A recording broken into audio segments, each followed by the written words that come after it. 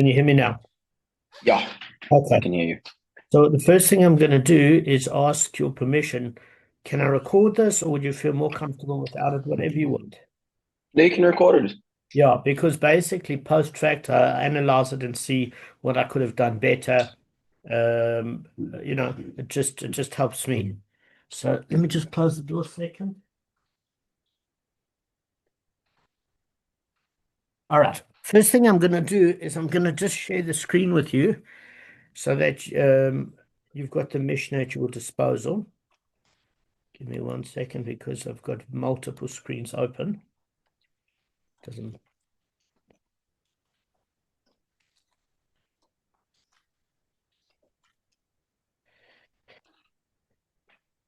Okay. Right. Tell me if you can see it well on the screen. Yeah, I can see it. It's Yeah. perfect. So we'll read the Mishnah, and at certain points I'll stop to basically explain what that means. Otherwise, it's going to make no sense to you. So it starts off on Makkos with the first chapter, and it says, "In what manner do witnesses become zomimim?" So what we say is zomimim means conspiring or plotting witnesses. By our definition, it means a secondary set of witnesses said the first set could not have been there to have witnessed the accused commit the crime because they were with them in a different location. Very straightforward, right? We did that last time. So if they said we testify about this man who is a Cohen, that he is the son of a divorced woman or the son of a chalutza woman, whom a Cohen is forbidden to marry. So let's just explain to you what the rules of engagement are as far as that's concerned. Is that I'm sure you know this, is that a Cohen, if a Cohen cannot marry a divorcee, do you know that? Yeah, Okay. So in that particular case, if his mother was divorced and somebody else witnessed the divorce process, they don't even have to witness the fact that his mother got divorced. If they witnessed his mother's marriage to a previous man, then by the time his father married his mother, she was a divorcee. In other words, they don't even have to technically witness the divorce. They only have to witness that the mother had a previous halachic marriage. And what that would trigger as a result is that the children of that union of the husband marrying a divorcee would mean that they would lose their kohanus, their kohanic status. Do you get that? Pretty straightforward up until this time. So what are the Adim Zomimim looking to do? They're looking to strip this Cohen of his status by saying that they actually witnessed that the mother, before she met the father, was divorced, or that they witnessed that the mother married somebody else and they were at the wedding, or they were co-signers on a ketubah, whatever it is, to prove that this person lost his Cohen status because of the forbidden union. Does everything make sense at this point? yeah, I get it. Do you have any questions? No, Okay. So far, very straightforward. Um, at any point you don't understand, you must stop me. Do you get what I'm saying? Because I don't know what you've processed or not. So we testify about this man who is a Cohen, that he is the son of a divorced woman or the son of a chalutza woman. So what's a chalutza? Is if you look at Yevamos, a Gemara in Yevamos, what would happen is that when a man dies without children, his widow remains legally bound to his brothers to allow for one of them to marry her in Yibum. So that's not done today. This is in Devarim, Deuteronomy chapter 25, verse 5 to 10. So, and it's in Gemara Yevamos. So what it basically allowed is the brother to have an opportunity to have his seed passed on to his wife. Now we don't do it today because it seems creepy, but in those days it was a way to pass on the progeny. So what would happen is that if he had brothers that were single, they would step up to the plate and they would basically, out of honor to the brother, marry the widow. And it was very, very good for her because her prospects might have been limited as well. And then the family seat could carry on. Now, there was a process within Yibum called chalitza, and chalitza means she would remove the shoe. Okay, she would remove her shoe. And if one of the brothers didn't want to marry her, they'd basically spit in the shoe, which is like, I don't care what culture you're from, it means it ain't happening. Yeah, you get what I'm saying, Aiden. It Yeah, meant I get it. that one of the brothers Can said, I ask one question? Sorry. yeah, sure. So, this whole process, is it still applicable with like a family of Kohen? So, a Kohen married to a woman, let's say he dies, and his brother's also a No, Kohen, no, no. can Oh, he thank you marry for this asking woman? such a good question. So, what we are saying is here is this isn't related to a Cohen. This is Yisrael, Levi, or Cohen. Chalutza is anybody where there was a young married couple and he died, okay?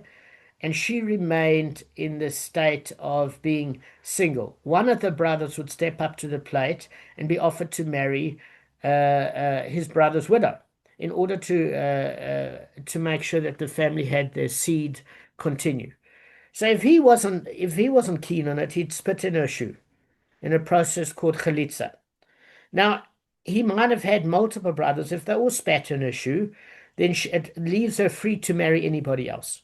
It uses an example of one brother here, but it could be more than one brother. So all it was is chalitza is a process where if he died, that none of the other brothers would want to step up to the plate. That wasn't the score wasn't for them. You get what I'm saying? So the whole reason we bring it up in terms of a Cohen is a chalutza is like a divorced woman. There's a similarity between her and a divorcee, and therefore she's rabbinically forbidden to marry a Cohen. So, according to a divorcee cannot marry a Cohen, derisa, biblically. A chalutza process, basically, a chulutza woman cannot, because she resembles a divorcee in the fact that they didn't want to marry her, means she's rabbinically forbidden to a Cohen. So it's a similar sort of status. Does that make sense? Get it? Yeah. Okay. So what we are saying is the chulutza has nothing to do, a chulutza woman, with a Cohen, that only a Cohen who dies, the one of the brothers are eligible. Any son of Yisrael from any tribe, if one of the brothers dies and he's married to this young girl and he's got another brother, they would want his memory to be propagated for posterity, where one of the brothers can marry her and make a lonely woman very, very happy and continue the family seed. If one of the brothers said, "This chick is not for me, this girl's certainly not for me," he'd spit in her shoe. And if the other brothers, they'd spit in the shoe if they weren't keen. If one of them was keen, they'd marry her. But if they did spit in her shoe, it was almost seen as a rabbinic divorce because they were almost considered married unless they pulled out. Do you get what I'm saying? That's how it's similar to a divorce. So forget about multiple brothers. Just look at one. There are two brothers. One marries this girl, he dies, the other brother is almost in a quasi state of marriage with her. They haven't consummated, but if he spits on the shoe, it's like he's rabbinically divorced from her. And it allows her to be free from marrying anybody else. She just can't marry a Cohen because of her similarity to a divorcee. That's the only thing. If Okay, not, got it. he Thanks. said, I want to continue to be married with you and have kids with you to honor my brother's memory, and I think you're a good chick. In that way, there's no problem. Then they go through the chuppah process. They're married. So, in other words, what this false witness is coming to do is he's saying to the courts, this guy's not a Cohen. His mother his mother was a divorcee, and therefore, since his father was a Cohen and married a divorcee, this guy on the witness stand is the product of this union and is not a Cohen. It's that simple. So what did this say, this guy in the witnesses say they saw? They could either say they saw the divorce process of this woman to her first husband, or they were at the marriage of the first husband. Either way means she was married before. Doesn't matter. It's the same with the son of a chulutza. They could say, look, at the end of the day, her first husband died. The brother didn't step up to the plate, and therefore she was free to marry anybody else except a Cohen. But because it's rabbinically considered like a divorce in terms of status, what's a divorce is when two people don't want each other. That's what a divorce is, when they're married. So this is a quasi-marriage status. He didn't step up to the plate. She's rabbinically forbidden to marry a Cohen. Some sources say biblically as well, some say just rabbinic, some say biblical because in effect it has the same outcome, Aiden. It has exactly the same outcome. And therefore, what are these Adim Zomimim, what are these conspiring witnesses seeking to do to this Cohen in the witness stand? You tell me. They're trying to take away his coinship. Exactly. Exactly. So we say this guy's father married a divorcee or a chalutza woman. Okay? And therefore the child by them is a disqualified Cohen, the guy on the witness stand. And exactly as you said, they are in fact testifying that this person is a disqualified Cohen. Right. So far, you with me. You get me. Yeah, got it. Okay. Do you understand why I didn't read the Mishnah in full? It makes no sense then, unless you got background. That's why I thought I'd do it my own way with you. So, Okay, great. so if you can read the Mishnah at that one particular line, it says, if they are found to be Zomamim, the witnesses, what is Zomamim? What's your definition of Zomamim, Aiden? A false witness. Okay, you've got to be very careful when you use the word. This is even in the Mishnah. I'm not mad about the Art Scroll definition of false witness, because false could imply lying as well, right? They're just not telling the truth. I So use, intentionally false. yes, I would use the word conspiring or plotting. They're Okay. sinister. They're not just. Remember, I said to you that it could be that a guy's having an affair and he doesn't want to be caught with his secretary, and he happens to have witnessed a crime. But he doesn't want to lose custody of his children and 50% of his assets. So he's going to lie. No, I wasn't at the Protea Hotel. We were doing work. It's just business. 4 a.m. We workaholics. I didn't see the crime. That's not a conspiring or sinister witness. He's covering himself, so he's lying. But that's not a plotting or sinister sort of conspiring witness. Do you get the difference? So Got it. Aiden Zomamim, just remember, are plotting or conspiring witnesses, as opposed to the definition here of false. So what do we do if they are found to be Zomamim? What's generally the case of conspiring witnesses, Aiden? You give them the like reciprocal punishment of what they intended to do to the person on the stand. Absolutely. That's exactly it. Because in Devarim, Deuteronomy chapter 19, verse 19, it says, and you shall do to him as he plotted to do to his brother, which means quid pro quo, whatever they intended to do to their victim, whether they sought to extract money from him or have him have corporal punishment of lashes, or give him the death penalty for any capital crime from sexual immorality to idolatry to murder. It is done to them. What they sought to do to their victim in the witness stand is done to them. Exactly correct. But we're making an exception here. This is how it starts us off because can you see where it said if they're found to be Zomamim? Look at the Mishnah. Um, whereabouts? Okay, let me just point it. Give me 1 second. Can you see my mouse? If they are found to be Zomamim, is my mouse appearing? Oh yeah, got it, got it, got it. Yeah. Okay, so if they are found to be conspiring witnesses, we do not say that this false witness is relegated to the status of a son of a divorced woman or the son of a chalutza in his place. What does this mean? In the case the false witness is himself a Cohen, we do not penalize him by disqualifying him from the kahuna as he intended to do to his victim.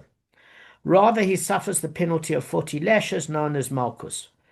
So we're reading here about the first case where the reciprocal punishment is not done to this conspiring witness as he sought to do to the person he accused of a particular infraction. Do you get what I'm saying? In other words, we're saying what happens in this case if he happens not to be a Yisrael and a Levi, but he's a Cohen, and the person in the witness stand is a Cohen, and he's seeking to strip this Cohen of his status in the witness stand by saying his father married a divorcee or chulutza, which would render the children of that relationship normal Yisrael. They would lose their Kohanic status. And we say, but you're a Cohen. You testified. You should be stripped of your Cohen status. But yet the Mishnah says we do not penalize him by disqualifying him from his kahuna as he intended to do to his victim. Rather, he suffers the penalty of 40 lashes known as Malchus. Makes sense. Got it. Now, when it We're says starting 40, out with an exception. absolutely. Now, that should trigger alarm bells for you. And the Gemara is going to go through that. By the way, when it says 40 lashes, it's actually 40 less 1, 39 lashes. Okay, just as a matter of technicality.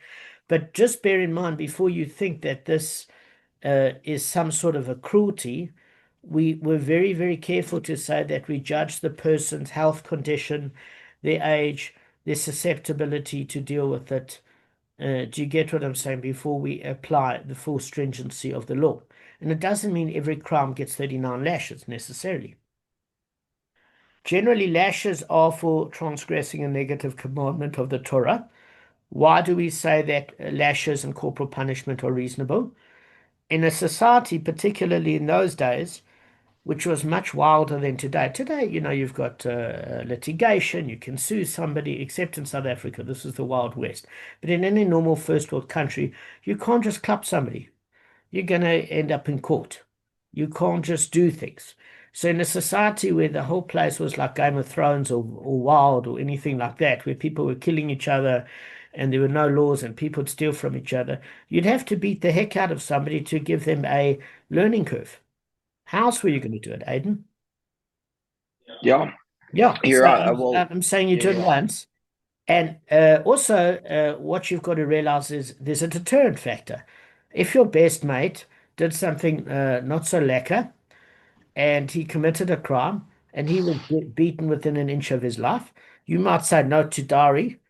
A friend just came out of hospital. Maybe I shouldn't do the same thing. Okay, so it's a deterrent, as well as a kapora, which is an atonement for the person committing the crime. Read the next part of the Mishnah. If they said, Um, okay. Oh, yeah, at the bottom. Okay, if they said we testify about this man that he is liable to exile because he killed somebody accidentally, we do not say that this false witness should suffer exile in his place, although this is what he intended to make his victim suffer. Rather, he suffers the penalty of 40 lashes. exactly. So I'm just going to go through it. If they say we testify about this man that he is liable to exile because he killed somebody accidentally, let me explain to you what that actually means. Okay. Is that when we go through chapter 2, we're going to realize that for an inadvertent killing or an accidental killing, they go to the city of refuge. Now, this city is almost like a sort of a jail city in a way. You could think of it like that. So you could say, but if you killed somebody accidentally, why do you deserve to go to such a place? I mean, it was an accident, right? So there are different categories. Now, one of the categories are, although it was an accident, there is some form of negligence. You might not have premeditatedly decided to kill somebody, but if you were negligent and you don't have proper safety equipment and somebody dies, although you say it's accidental, is there a form of negligence associated with it, Aiden? Yeah, yeah, yeah. You could have Yeah. prevented it by getting safety Yes. equipment. So it's not premeditated, it wasn't done on purpose, and it wasn't done in a way where you intended to damage somebody else. So in that way, it's accidental, but there is some form of negligence associated that could have been prevented. And therefore, there is some sort of punishment which is almost being exiled to a city of refuge. So why do they call it a city of refuge? Because you have the Goel Adam, which means a relative of the deceased, which is entitled to kill you if you don't go to that city of refuge. because you might say, hey, it's an accident, and they could say they lost their father. And the Torah allows for not revenge, but vengeance, meaning that person, because they were negligent in costing somebody else their life is now vulnerable. It's measure for measure. Do you get what I'm saying? And therefore, they have like double quick got to get to the city of refuge. So they stay at that city of refuge until the Kohen Gadol dies. And if they step out of that city of refuge, they're liable to be killed by one of the relatives, according to Torah law, because they are culpable on a level. It might not be to the degree where they stabbed somebody with a knife, but because they didn't take precautions or they were negligent, whether it be slightly or grossly, they certainly ended somebody's life that they didn't have to. And therefore, their life is not going to remain the same. So it's both a mercy and a punishment. Why is it a punishment? Because nobody wants to land up in a special city of exile. Do you get what I'm saying? In terms of their family moving there, etc., we will go through that in chapter 2 and how it works. They can only return when the Kohen Gadol dies. So why is what about the Kohen Gadol? Is they are liable to a certain extent, the Kohen Gadol, because in a generation where it's holding in a very spiritual high level, accidents don't happen. People are more cautious. You remember reading the Pasha where Yosef was lowered into a pit because his brother did it because they were going to kill him because his brother knew his Yosef was a tzaddik and knew that he wasn't going to be susceptible to snake bites or attacked by a lion. There was a divine protection when you're at a level of a tzaddik. So when the Kohen Gadol is not holding at the highest level, people in that generation, their level's going to be lower. So they basically have to be there until the Kohen Gadol dies. Now, often they pray for him to die because they want to get out of it. So the Kohen Gadol is even very nervous about that. And we learn that the mom comes in to see these people that have escaped to the city of refuge and just kind of chill them out a bit and bring them food so that they don't really wish that the son that's a Kohen Gadol die. Not that they wish him bad, they just want to get out of the place. So I'm saying there are multiple levels of responsibility. So why is it a punishment? Because nobody wants to land up in a jail, even if it's a city. You don't want to be confined. Why is it a mercy? Because Goel Adam, the relatives of vengeance, aren't entitled to kill until somebody steps foot out of that city that committed the negligent act. Do you get it? Um, can I ask one question? Sorry, it Sure, will of be course. quick. Is it only the immediate family that can like go kill this person that accidentally killed their relative, or is it like second cousins, and how So, far does it go? so that's an excellent question, and we're going to go through it in chapter 2, which we're going to deal with shortly when you join the group. It's an excellent question. So, Okay. so the thing of it is, it's not for all and sundry. It's for a very small part of the family group. You know, almost like when one does shiva, not everybody does kaddish for somebody. Do you get what I'm saying? It's a small group. It's an excellent question. So, so why is it a mercy? Because then you're protected from the vengeful relatives. And why is it also a mercy? Is it's an atonement. If there's some degree of negligence and you suffer in this world, it means you're not susceptible to the same level of divine wrath and you can do a proper teshuvah because they shared the city of exile with the Levites and they'd learn Torah all day and they'd get their character right. It was almost a reformatory sort of process, not just a punishment. It was giving them a consciousness, and it was what a prison system should be. In other words, trying to refine and reform a character. Does that make sense? Not a way just to spend time. So, how does Yeah, this yeah, I work? get that. Yeah. No, I have to tell you that because the penal system today, there was a person, George Jung, who was the biggest cocaine trafficker into America. And he basically dealt with Pablo Escobar. And he said he went in with a bachelor of marijuana and came out of prison with a doctorate of cocaine. Today, prisons are a breeding ground for learning higher levels of crime. And you could go in and then you could be intimidated and have to kill somebody to save your life. This is not the same as we're talking about a city of exile that was meant for reformation and Torah learning and growth. Very different places, very different. But there's something wrong where this person was negligent, so they need to reform. So, how does this relate to this Mishnah, Aiden? We testify about this man that is liable to exile because we saw that he killed somebody accidentally. And what do we mean by accidentally? With a certain level of negligence, maybe not with a knife, but he could have checked that his tools were working properly before this person got tonked. We don't say. So we say, what happens if this person is called out as conspiring witnesses, right? Other groups of witnesses said you couldn't have seen this person kill that person accidentally. Yes, that person died accidentally. Everybody in the town knows he died accidentally, but this person didn't kill him accidentally because you were with us in Cape Town. You couldn't have seen it in Johannesburg. So if they were caught out as false witnesses, you would think, Aiden, measure for measure, they are punished by suffering exile in his place. Agreed? Yeah, and that's like a realistic thing that you could actually do to the witnesses. Like with coin, Exactly. the false witnesses might not be coin, so can't remove their coinship. But this exile case, you can exile anybody. Exactly. Exactly. So we say, although that's what he intended to make his victim suffer, and when we say he, it could be one person that's a false witness, or at least two witnesses that are false.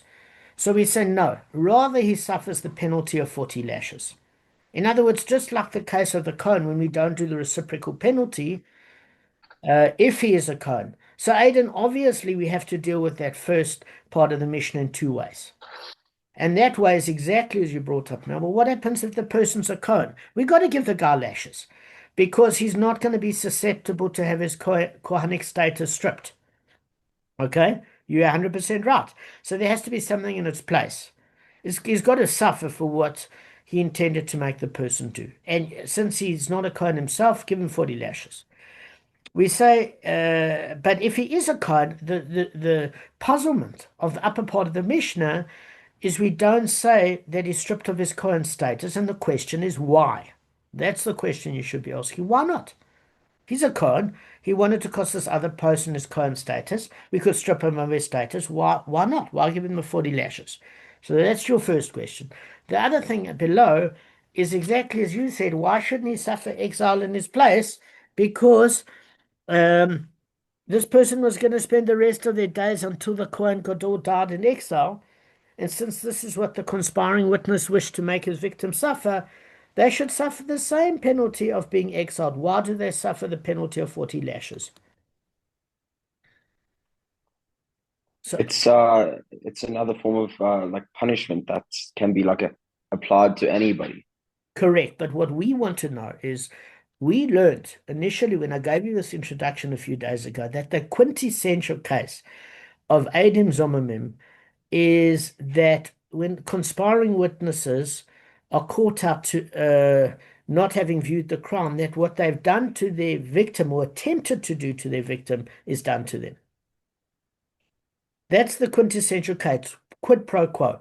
This person was innocent of a crime you accused them of. You were either going to cost them money or get them lashed or get them killed. Well, what you intended to do to them should be done to you. And now